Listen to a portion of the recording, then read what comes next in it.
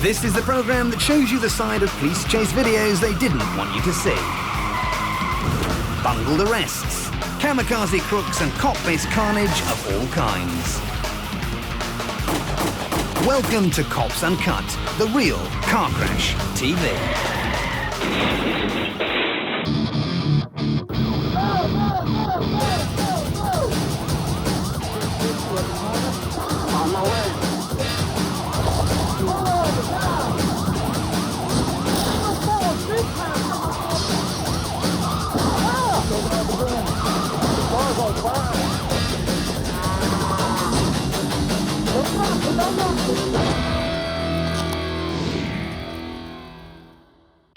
Coming up on Cops Uncut.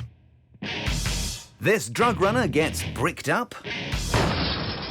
This slip of a lad gives a policeman the slip. And this trigger-happy trooper finds his range. Taking off again. Indecision is a crook's worst enemy, and it can make all the difference when you're trying to evade the cops. Take the suspect up ahead, for example. He's a drug runner who's been caught making a drop. But it's getting dark out here, so if he keeps his cool, there's every chance of making a clean getaway. He's looking for the perfect place to give them the slip, but when he finds it, there's a crucial time lag between wondering whether he should hang a left or not and actually turning the steering wheel. As a result, like the proverbial marathon runner, he hits the wall.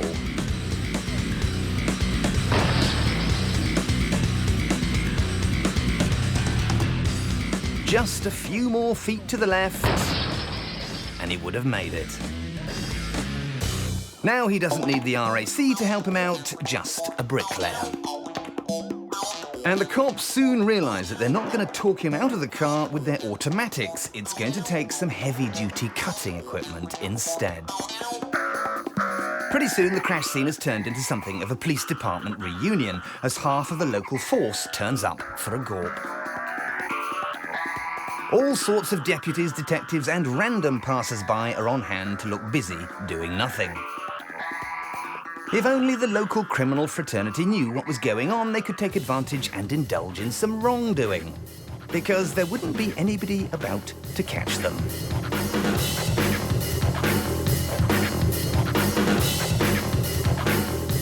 One guy's taking photos to show to his family, and as the fire department arrives on the scene, two old colleagues meet up for what appears to be the first time in years.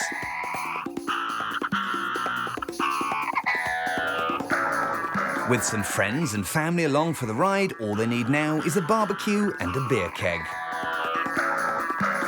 But once their suspect has been stretchered away for a stretch in the neck, the party breaks up.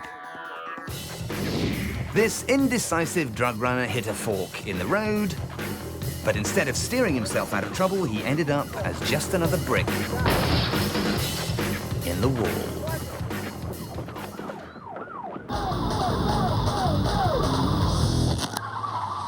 Now, let me explain this to you one more time, okay? These two officers have got a field sobriety test to conduct, and all they need to do is put this piss artist through his paces. And then what you do is you'll raise 1 foot, approximately 6 inches off the ground, and then you'll count 1,001, 1,002, 1,003, all the way. But they've reckoned without his wife, who's keen to stick by her wedding vows. Hold that position. Whoa! Drop the gun! Drop the gun! In the interests of love and honor for her husband, she wants the cops to obey her. Drop the gun! And they're only too happy to oblige, immediately ducking behind the pickup. If there's a shootout, they've probably reasoned that she won't want to put any holes in her hubby's precious 4x4. You can certainly see who wears the holster in this relationship. And before long, the hapless husband is groveling at her feet. Some guys like to complain about their nagging wives, but not too many have to deal with a pistol-packing partner like this one. And she's got the cops under her thumb, too. She's going around the building. She's signal 0. Still to come in part 1. This suspect gains his freedom but loses his shirt. And this cop unloads a clip.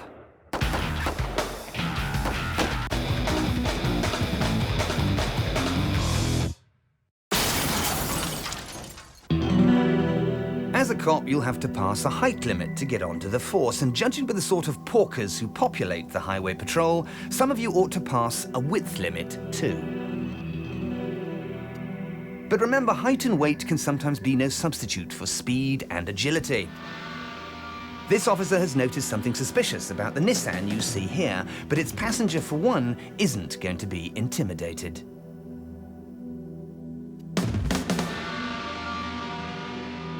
Hypnotized by a tray full of fizzy pop and a bag of burgers, he's so keen to chow down that the burly cop walking towards him barely registers. Where you going? Where you going? And no amount of questioning is going to distract him from his mission. Where you live at? Where you live at? You. So you just gonna get out of the car when I walk up? Huh? You just gonna get out of the car when I walk up? Time to give up and move on. Just go away. Go away. This window roll down? Huh? This window roll down? Yeah. See ya. Don't stand beside me. Just either go inside or get back in the car one.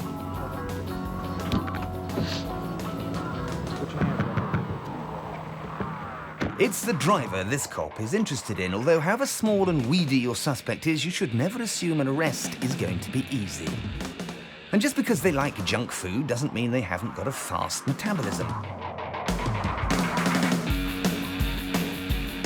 As soon as some suspects see the cuffs, survival instinct kicks in and they'll do everything they can to wriggle free.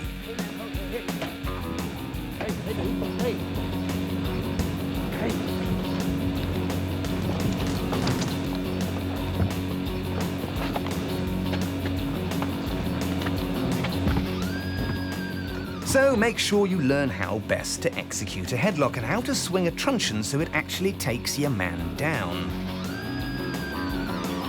If not, you could be outfoxed and outrun, a bit like this bloke, who returns to his vehicle and gazes forlornly into the bushes. Time to eat some humble pie and call for backup, which soon arrives in the form of a K9 unit. On a cold, wet day and without a hat, a coat or even a shirt, you'd think tracking their man down would be a piece of cake.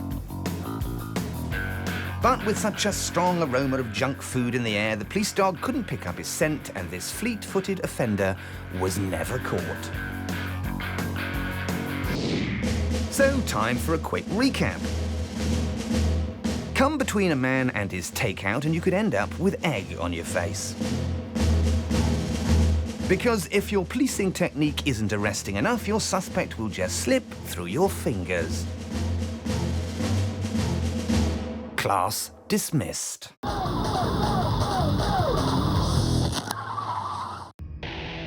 Time to cross swords with a classier kind of crook as this mobster speeds along the freeway in an S-Class Mercedes. The flashier the car, the higher up the criminal ladder its occupants are going to be, and there are enough police on this wise guy's trail to repel an invading army.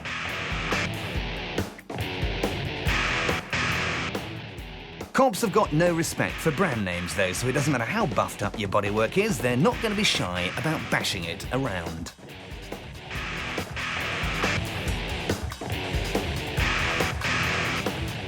They're also not going to be shy about pumping gangster #1 full of lead as this sharp-shooting sheriff gets to work.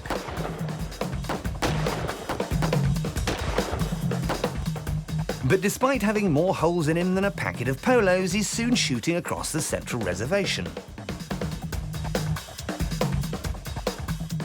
Perhaps that was just the cruise control kicking in though, because he then veers across the opposite carriageway and disappears into the trees in a puff of smoke. It looks like the cops have got their man, and all they've got to do now is try and locate him in the shrubbery. While someone checks for tyres in the grass, another officer goes to get his machete out of the boot. Meanwhile, all of that shooting practice has got our marksman worn out, so much so that he needs a bit of a sit down. It's hard work being a cop sometimes, and the recoil from a handgun can really make your arms ache. This good fella thought he could get away from the cops, but despite the bullets bouncing off him,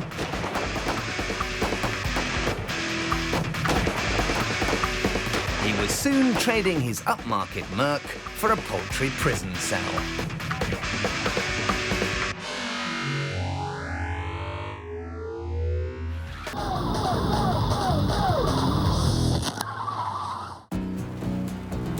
These cruisers are pursuing a people carrier, but what's unique about this chase is the person it's carrying.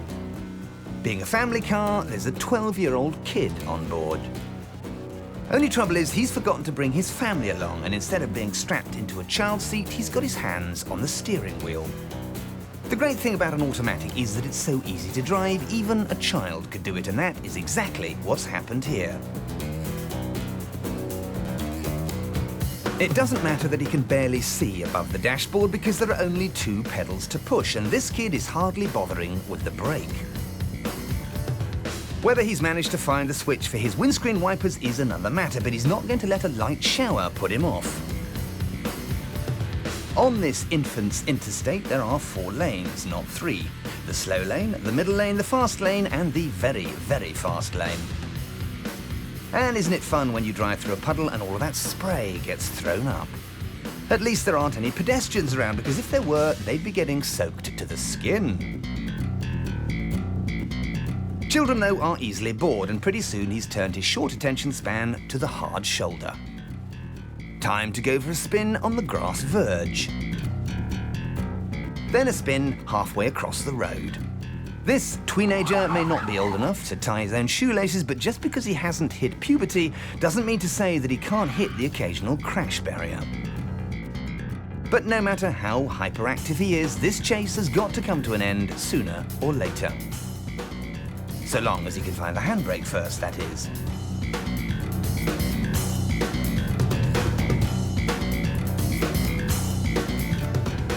And remember to switch off the engine and shut the door behind him like a good boy.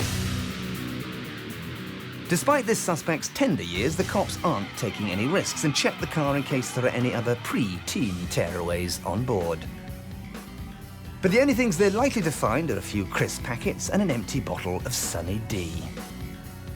The officer has to check all of his jacket pockets before he finds the child-size handcuffs.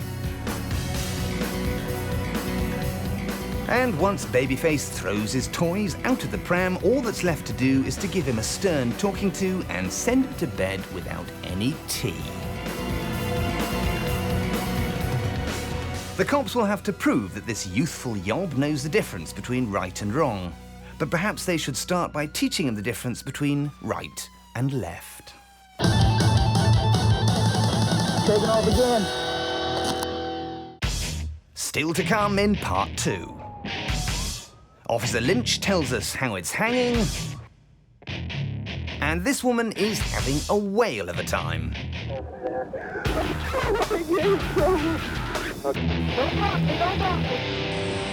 Drunk test dummies.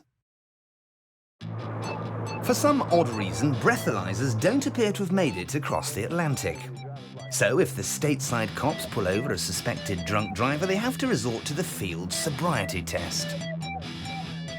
But maybe this is deliberate, as it gives them the chance to properly humiliate someone rather than allowing him the easy option of simply blowing into a bag. Over Valley Brook? Okay, keep your hands out of your pockets for me, please. How much have you had to drink tonight, Maurice? Okay, how many? A few, just three or four. This lush in a loud shirt is standing obediently to attention, but you get the feeling that if he stopped concentrating, he might just fall flat on his face. Okay. So what I'd like to do is give you a couple field sobriety tests to satisfy my own mind with allowing you to drive tonight, okay? So, gonks on desks and pens at the ready, because it's time to begin the test. Here, Maurice, follow with your eyes and your eyes only. Keep your head still for me, okay? First up is follow the finger, which has them in a trance every time. Maurice here may be having trouble focusing on the finger, but he's also beginning to feel very sleepy. Focus on my finger. Next up, we're back in kindergarten. A, B, C, D, E, F, G, H, I, J, K. Say out loud, I can't hear you. Q, R, S, T, U, V, W. And if Maurice could only remember all of those episodes of Sesame Street he used to watch, he'd be fine. These cops really must have a lot of time on their hands. Either that, or they want some decent video footage to put on their YouTube page.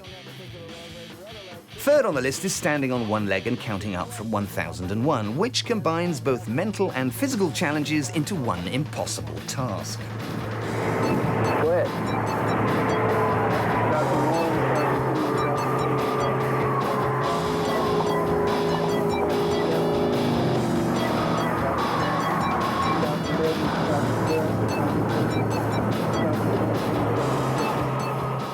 And if that wasn't enough, the cops have got one more trick up their Let's sleeves. try another test.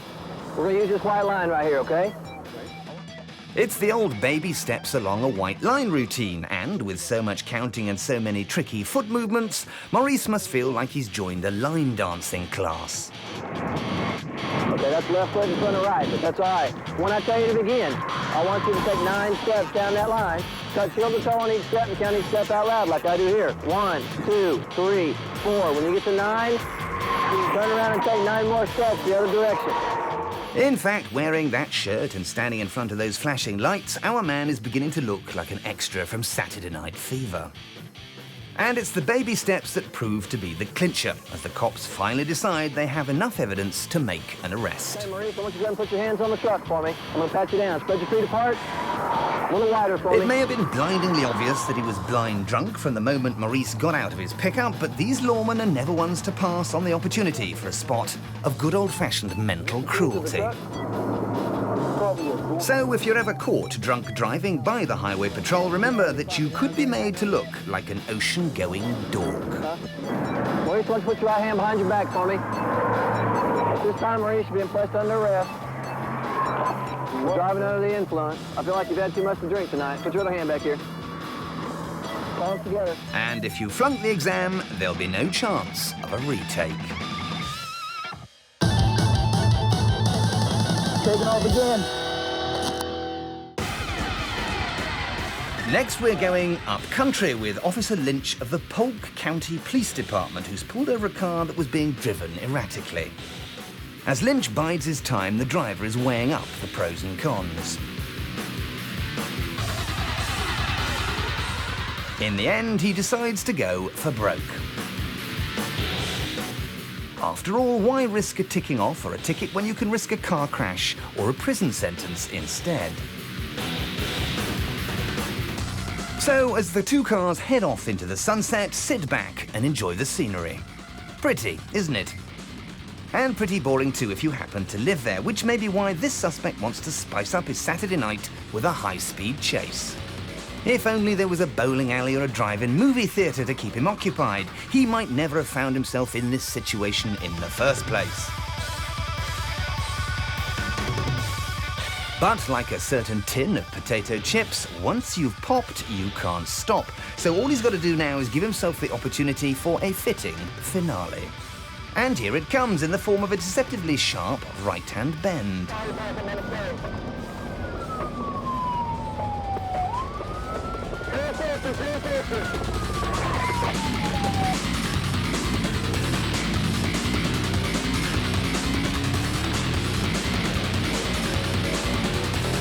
Ah, the scenery is even more spectacular when you're on your roof. Now, in his current predicament, this suspect might argue that having a gun pointed in his face was unnecessary. But out here in the deepest of the Deep South, with an angry Officer Lynch standing over him, he might want to start saying his prayers.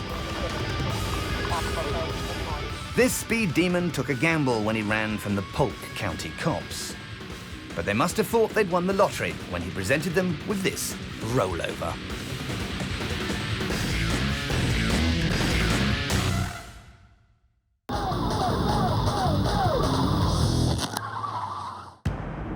Up until a few moments ago, the expertly parked cop car here was pursuing one Robbie Duckworth. But Duckworth managed to duck his car into a canal, and like a true gentleman, he then ran off, leaving his girlfriend in the drink. So once the cops have fished her out, she's looking for a shoulder to cry on.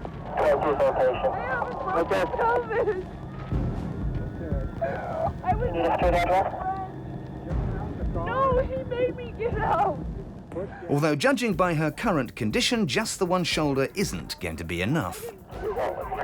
She wants to tell the cops the full story. Problem is, she keeps on blubbing, and they won't be able to understand any of it. Here, let's lay you down. Come over here. Where? I'm stuck. I'm stuck. I need you on my other side. This side. When they were hooning along the freeway at 100 miles an hour, the last thing they expected was to preside over a counselling session. I told him not to do this. Please. Okay, can you sit down? And perhaps you wouldn't mind shutting up as well. I get in trouble. Okay, go ahead. Can you sit down? It doesn't hurt too much. 29, where are you? What's the address here?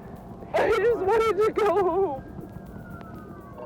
Believe me, everybody wants you to go home, and in the meantime, someone had better pop to the chemist for an emergency packet of tissues. We were on our way back to drop me off because they have to be back by midnight. Oh.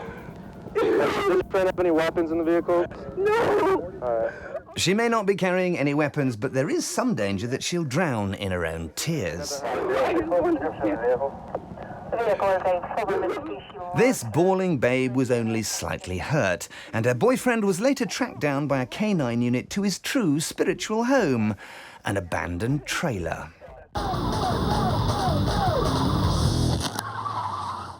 So what have we learnt today on Cops Uncut? Don't go straight on at a T-junction. Hold that position. Whoa! Hell hath no fury like a woman with a shooter in her hand. And keep a firm hold of your suspect, or he could end up slipping through your fingers. Be careful out there.